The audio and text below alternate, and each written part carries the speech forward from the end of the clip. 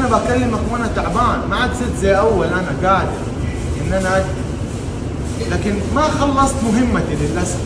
هذا العم خليل اللي تغيرت حياته بالكامل بعد ما وقف عند مزرعة في تكساس في شهر العسل. تحداه صاحب المزرعة انه ينظف مدخنة اللحوم ويعطيه اياه هدية، وانبهاره وحبه للاكلة خلاه يوقف شهر العسل ويقبل التحدي وفاز فيه. من هنا استمر عشقه للشغلة الى ما وصل اليوم وفتح فرعه الثاني هنا في الرياض. واذا كان في شيء يجسد معنى الشغف هو اللي شفته انا بعيني اليوم في محل العم خليل. العم خليل يقدم لك تجربة متكاملة ويشرح لك كل شيء عن اللحوم المدخنة، ويدخلك الاستديو اللي فيه أكثر من مدخنة لحوم اللي مسميهم 3 أسامي جميلة جدا. هذه العذرية، هذه نجد، وهذه طويق. وغير هذا كله يخليك تجرب الأكل بالمجان، أن موضوعه وهدفه أكبر من أنه مجرد يدور رزق في هذه الأكلة. رسالتي مو أبيع لك باربيكيو، إني هم يقولوا باربيكيو يقولوا تكساس والرياض.